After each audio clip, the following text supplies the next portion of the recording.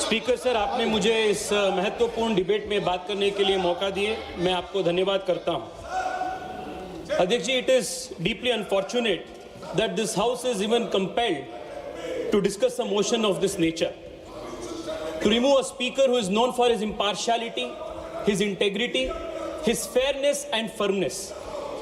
I stand here to oppose this motion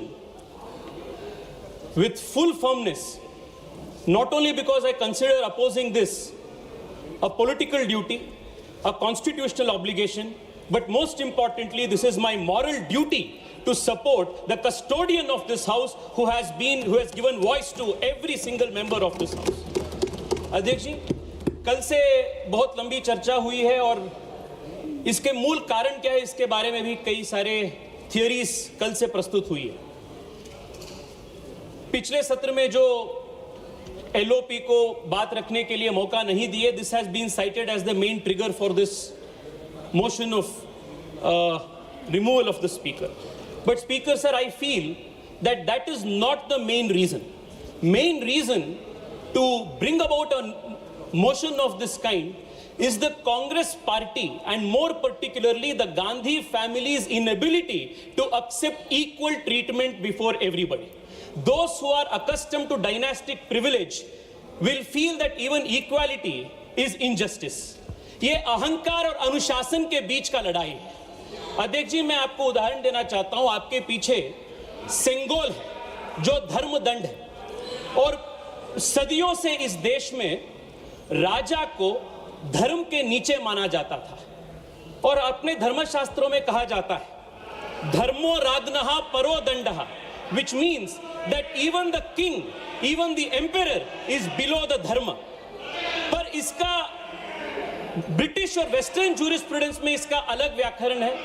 वहां king can do no wrong, इस एक कल्पना है। कांग्रेस पार्टी भी यही मानसिकता से काम करते हैं। Just like the Western jurisprudence thought the king can do no wrong, the Congress party feels the Gandhis can do no wrong.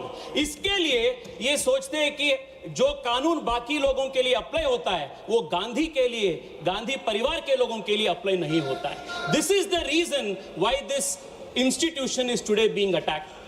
And Adhyaksh ji, from yesterday, a lot of members have spoken extensively about Article 105 and said it is a constitutional right of the leader of the opposition to speak in the Lok Sabha as and when he wants because it is protected under Article 105. मैं भी कानून की विद्यार्थी हूँ और मैं वकील भी। I have also read Article 105. I have also read Article 118. Article 105 is subject to Article 118, which gives the power to this house to determine how the rules and procedures and the functionality of the house must go under. So whether it is the prime minister or the leader of opposition or any other member, he cannot say that he can speak whenever he wants, however he wants, howsoever long he wants. There is a procedure that the house has to be followed. Adhyaksh ji, the problem is that those who are accustomed to dynastic privilege, the moment these rules are exposed, the rules are applied to them, they feel that they are being persecuted. Adhyaksh ji, I want to take your attention and the House attention to one matter. कल से speaker साहब के ऊपर आरोप लगा रहा है कि इतिहास में सबसे ज्यादा सस्पेंशन अभी हुआ है। मैं आपको एक स्टैटिस्टिक बताना चाहता हूं। 17th लोकसभा और 16th लोकसभा के बीच में जो 5 सेशंस हुए अभी तक, उसका comparison of performance. Average productivity 17th Lok Sabha में 124% था। इस लोकसभा के फर्स्ट 5 सेशंस में 89% तक गिर गया है। Highest session productivity last session में, लास्ट लोकसभा में 167% था, इस सेशन में 137% को गिर गया है। लोएस्ट जो था लास्ट लोकसभा में वो 89% था, इस सेशन में मात्र 31% तक गिर गया है। फर्क क्या है दोनों में? लास्ट लोकसभा में कांग्रेस के पास 44 सीट्स थे, इसलिए प्रोडक्टिविटी बहुत ज्यादा था लोकसभा का। इस बार 99 सीट्स है, इसलिए डिसरप्शन ज्यादा हो रहा है। अगर सस्पेंशन ज्यादा हो रहा है, इसके पीछे कांग्रेस पार्टी का ये डिसरप्टिव मेंटालिटी इसके पीछे है। अध्यक्ष जी, I will conclude in 2 minutes. अध्यक्ष जी, I will conclude in 2 minutes.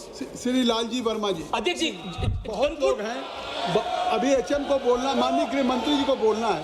देखिए, नहीं सबके साथ 2-2 मिनट में, हम पहले 3 मिनट दे रहे थे, अब 2 मिनट दे सकते हैं क्योंकि मुझे सबको बुलवाना है। प्लीज मानी लाल जी, कितना समय है मान्यवर? 2-2 मिनट। नहीं 7 मिनट